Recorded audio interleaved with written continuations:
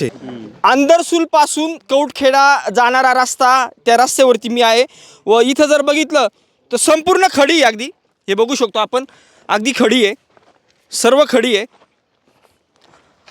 अगदी मोटरसायकल चालवणं सुद्धा मुश्किल होतं, अगदी जपून मोटरसायकल चालावं लागते. व आपल्याबरोबर अंदरसूल गावातील हे सर्व तरुण जमलेले. दादा मला सांगा, साधारण किती किलोमीटरचा स्पेस आहे का ही सर्व खडी आहे? हा अंदरसूल म्हणजे अंदरसूलच्या सुरुवातीपासून कौटखेड्याकडे जाणारा हा रस्ता आहे आणि 1 ते 1.5 किलोमीटर हा रस्ता प्रलंबित आहे, खूप दिवसापासून प्रलंबित आहे.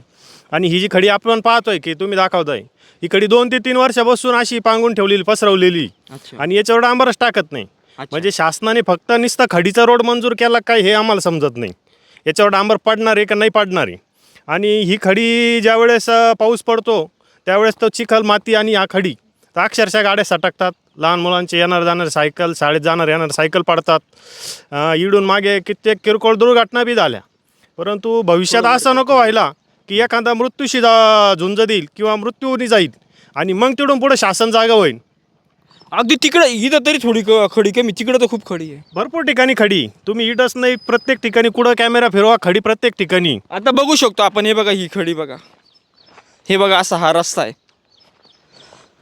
संपूर्ण खडी आहे. ही काट्या वाढलेल्या आहे इकडे.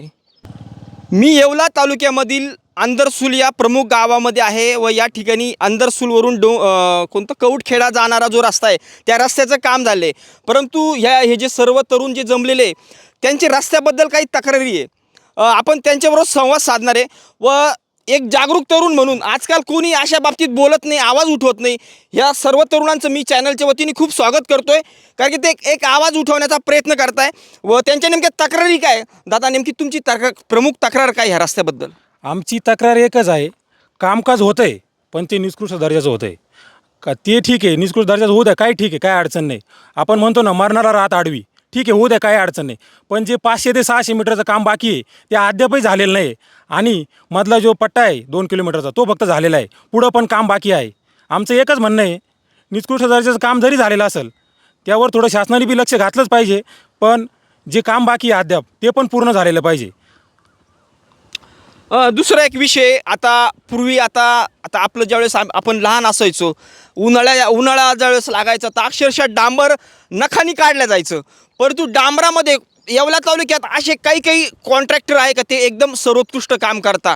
परंतु बरेचसे जे रस्त्याचे काम आहे डांबरमध्ये एकदम कंजूसपणा असतो, त्या रस्त्याला व्यवस्थित अशी लेवल नसते.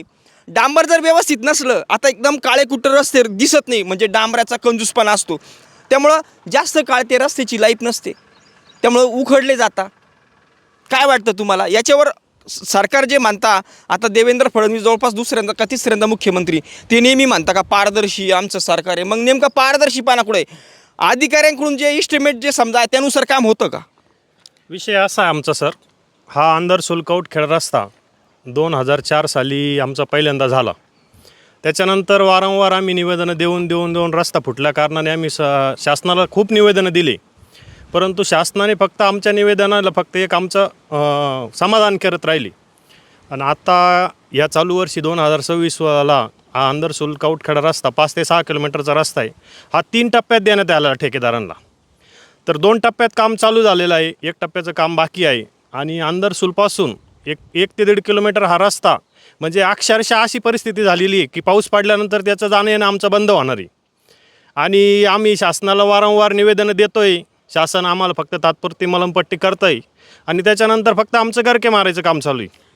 म्हणजे नेमकी तुम्ही काय गरके मारले आणि नेमके कशाबद्दल गरके मारले आणि कुठं गरके मारले?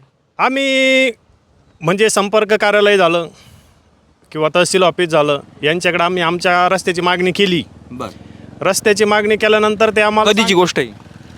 आम्ही 2 ते 3 वर्षापासून या गोष्टी करत आलेलो आहे. आणि मागणी करताना ते आम्हाला सांगतात की रस्ता होणार तुमचा. आम्ही बी त्या गोष्टीला सहमत असतो की आपल्याला शासनाने शब्द दिला म्हणजे रस्ता होणार. परंतु काही वेळेस ते म्हणतात ठेकेदाराची अडचण आहे, काही वेळेस म्हणतात मजुराची अडचण आहे.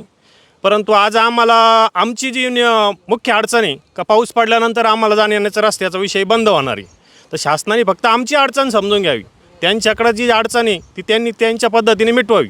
दुसरा एक विषय, येवला तालुक्यातील आंदरसूल एक मोठं गाव आहे, महत्त्वाचं गाव आहे. त्या रस्त्याला जायचं नाही पण ते राहत नाही माणसाला. खूप मोठे नेते पण इथं, परंतु हा जो रस्त्याचा जो स्पेस आहे, आता इथून तर काम झालं आहे, पण ते इतकी खतरनाक खडी, गाडी चालवणं सुद्धा मुश्किल होतं. म्हणजे आता मी इथून आलो तर किती खडी आहे तिथं. म्हणजे ज्यावेळेस आंदरसूलवरून हा कौटखेडा रोड स्टार्ट होतो, 2 किलोमीटरचा स्पेस. झालेला जो रस्ता आहे, आपण शासनाने बी इथं येऊन प्रत्यक्ष पाहणी करावी की अक्षरशः हा जो झालेला रस्ता आहे त्याचे साईड पट्टे भरलेलं नाही, कुठलाही काटाकुपाटा काढलेलं नाही. अक्षरशः एक खड्डा इडं की आज जर डबल वन जर आलं, समोरून जर गाडी आली, तिकडून ट्रॅक्टर आला, तर अक्षरशः नालीत उतरावं लागेल अशी परिस्थिती या रस्त्याची. तरी शासनाचं याच्याकडे कुठलंच लक्ष नाही. म्हणजे आम्ही फक्त आमची मागणी करतोय आणि वारंवार चक्रा मारतोय, याच्याकडे कोणाचंच लक्ष नाही. मला एक सांगा, आता अमेरिकेसारखा देश एक पैशावाला म्हणजे महासत्ता आहे मोठी, परंतु तिथं माणसाला किंमत आहे आणि आपल्याकडं पैशाला किंमत आहे. आता गांधीजी म्हणायचे का खेड्याकडे चाला, शहरात तर रस्ते जगाजग आहे, पण खेड्यातले अरे म्हणजे किती मृत्यू होता.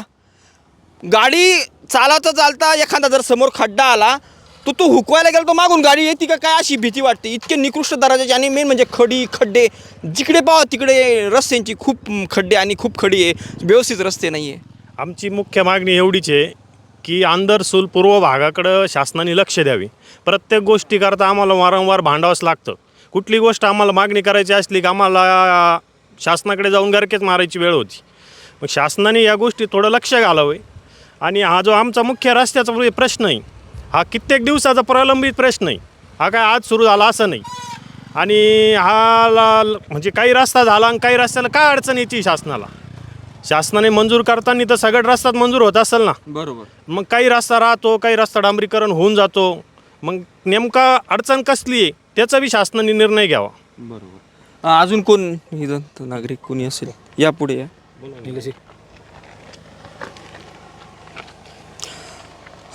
दादा काय आहे, मी खरोखर सर्वांचं स्वागत करतो, कारण की तुम्ही एक जागरूक नागरिक म्हणून समोर आले व मोठ्या पोटतिडकीने जमा झाले आणि बोलताय. वास्तविक कोणी शक्यतो बोलत नाही, कोणाला काही घेणं पण नाही राहिलेलं, परंतु हा देश आपला आहे, हे गाव आपलं आहे व आपलं कर्तव्य आहे. वास्तविक बोलून न बोलण्याची वेळ येते, कारण की इतकं भयानक काम झालेलं आहे का आम्हाला जाण्या येण्याची एकदम हे भाग होतं आहे बा, असं एकदम हालाकीचे खूप त्रास आहे. बरोबर. कारण की जर डबल गाडी जर जात असली, ह्या जे 1 किलोमीटर जो रस्ता बाकी आहे ज्याने जर डबल गाडी जर जाण्याची वेळ जर जात असली तर कोणत्या पण गाडीतून काही क्षणातून त्या टायरमधून तो दगड उडून येतो. अक्षरशः माझ्या गाडीची खोपडी फुटलेली आहे. अच्छा. त्यामुळं मग आता इथं बोलण्याची वेळ म्हणजे येते. त्या खडीचा विषय म्हणतात. त्या खडीचा विषय खूपच खतरनाक आहे. खूपच खतरनाक झालेला आहे. म्हणजे मी तर येवल्या तालुक्यातील पहिल्यांदा, पण इथून रोडचा चांगला झाला म्हणजे थोडं समाधान वाटलं, पण तो खूपच खतरनाक आहे. त्याच विषयी मग शासनाने लवकर काहीतरी दखल घ्यावी अशी आमची विनंती आहे. तुम्ही PWDच्या ऑफिसमध्ये वगैरे किंवा तुम्ही असं कुठं काही गेले का याच्याविषयी तक्रार वगैरे? त्याचा विषय फक्त असाच आहे, आम्ही फक्त निवेदन दिले शासनाला. आता आम्हाला त्यांच्याकडून उत्तर देण्यात आलं की तुमचा रस्ता होणार आहे, 15 दिवसात होईल, 8 दिवसात होईल. त्यामुळे आता आम्ही त्यांच्या भरोश्यावर राहिलो. निवेदन कुठे दिलं? निवेदन आम्ही संपर्क कार्यालयामध्ये दिलं, आम्ही तहसीलला दिलं, ग्रामपंचायतमध्ये दिलं, पण त्यांनी फक्त आम्हाला एक उत्तर दिलं का 8 दिवसात होईल तुमचा रस्ता, 15 दिवसात होईल. त्यामुळे आम्हाला आता जास्त खोलवर जायचं काय वेळ आली नाही. आता जर 8 ते 15 दिवसात हा रस्ता झाला नाही तर आम्हाला खोलवर तर जावंच लागेल. पण आम्ही उपोषण 100% करू, कारण आमची रोजची जाण्या येण्याची दळणवळणाची बिकट परिस्थिती झालेली आहे. हा एक विषय. लहान मुलं आज शाळा चालू झालेल्या आहे, त्यांना बी या रस्त्याने जायचे. अक्षरशः तुम्हाला सांगतो, आता यांनी सांगितलं की माझ्या गाडीची खोपडी फुटली. ठीक आहे, खोपडी फुटू द्या, आपण ती पैसे देऊन नवी टाकू.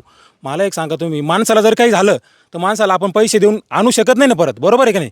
हा एक मेन मुद्दा आहे ना, तो बी मेन मुद्दा त्यांनी लक्षात घ्या. अहो, तिसरी महासत्ता होणार आहे असं म्हणता नेहमी, काय तिसरी महासत्ता. बाकीचे देश सगळे कुठे गेले? चायना कुठे गेला, रशिया कुठे गेला, जर्मनी, जपान, इटली कुठे गेले? अहो, आपल्याला रस्ते नाही ध्यानावर, हे किती मोठ्या बाता करता. तिसरी महासत्ता होऊ द्या, त्याच्यात आपल्याला आनंद आहे, पण त्यांनी गोरगरीब जनतेकडे बी लक्ष दिलं पाहिजे. हा बी एक आमचा मेन मुद्दा पॉईंट. रस्तेच नाही ध्यानावर, तिसरी महासत्ता कसं काय बावळ्या काढता या? आपण मग आता ते झाल्याच्या नंतर समजा त्यांनी बी थोडंसं आमच्याकडे लक्ष दिलं पाहिजे. आमची एवढीच मागणी फक्त, आमचं कुठलाही त्यांना विरोध नाही प्रशासनाला, आमची फक्त एवढीच मागणी आहे की आमच्या मागण्या त्यांनी पूर्ण कराव्या. आमचं एवढंच एक. आंदरसूल पंचक्रोशीत जे जाणारे येणारे रस्ते, ते कोणते रस्ते चांगले आहे?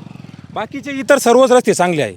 फक्त आंदर सुलते कौटखेड हा रस्ता हा फक्त 2004 साली झालेला आहे. आज 26 साली झाला, पण तो काही पूर्ण तत्वावर झालेला नाही.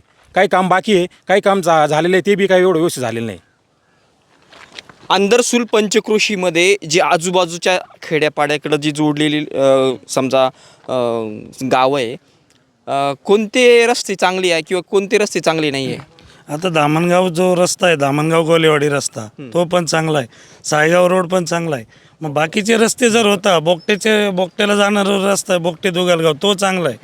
आनंदाची गोष्ट आहे, ज्याचं स्वागताचे. बोगटे तिकडचा पण रस्ता चांगला आहे. मग आंदरसूल कौटखेड हाच रस्ता का बरं पूर्ण होत नाही यांच्याकडनं? आम्ही भरपूर वेळा निवेदन दिलं त्यांना, का एवढं कमीत कमी तरी पूर्ण करा. का बरं असं होतं? काय आता त्यांच्या प्रशासनाला जर करायचंच नसेल तर काय करणार तिथं? ते जर निवेदन देऊ राहिलो त्यांना, त्यांनी तर काम तर केलंच पाहिजे ना. शिवाय दादा, काय कोणते जे तुमच्या आंदरसूल परिसरामधले कोणते रस्ते असे आहे का ते खराब आहे? कोणतेच रस्ते खराब नाही. नंतर बोगटा झालं, सायगाव रोड झालं, सगळे रस्ते क्लिअर कट चालू आहे. डबल टिबल झाले आमच्या बरोबरीनं.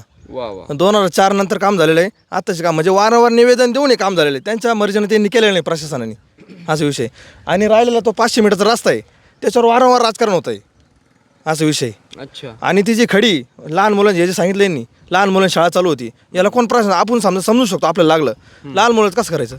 नाही, गाडी चालवायला मुश्किल येते म्हणजे. आणि दळणवळणाची योजना आहे, दळणवळणाची चालू होणार आहे. आता काही ना, आता समजा पाऊस नाही, पाऊस झाल्यानंतर काय परिस्थिती होणार आहे, तो विषय. हा साईड पट्टा भरलेला असा. हातात घ्या तुमच्या, 2 मिनटं. तुमच्या हातात घ्या. थोडा माईक थोडं माईक थोडा. फक्त तू खाड्याला जा बरं का. थोडं खाली आहे बा, असं दाखवा ते. हा म्हणजे काय परिस्थिती ती दाखवा. नाही खाली नाही. बस. फक्त तुम्ही दाखवा जे वर्णन करायचं. आता हे बघा, इथं जे म्हणतात ते साईड पट्टे भरणार आहे. आता पूर्ण रस्ता इथं आहे, इथं साईड पट्टा हा भरलेला आहे. हा विचार करा तुम्ही. आता मला एक सांगा, तुम्ही डबल वन आल्याच्या नंतर गाडी असो किंवा ट्रॅक्टर असो, हा डायरेक्ट नाली उतरावं लागणार आहे. नाली उतरल्यानंतर काही जीवितहानी झाली तर याच्यानंतर प्रशासन जबाबदार राहील केला? मला याचं उत्तर द्या आधी. हा तुम्ही बघून घ्या, आता लाईव्ह आहे. म्हणजे बेजबाबदार काम आहे असं बेजबाबदार झालंच आहे ना हो. मला सांगा ना तुम्ही, बेजबाबदार नाही तर काय? आता इथं तुम्ही सांगा मला काय भरलेलं आहे त्यांनी, सांगा बरं. तुम्ही अक्षरशः डांबर खाली आलेलं आहे इथे बघा, डांबर सुद्धा खाली आलेलं आहे, ट्रॅक्टर सुद्धा पलटी झालेलं आहे इथं.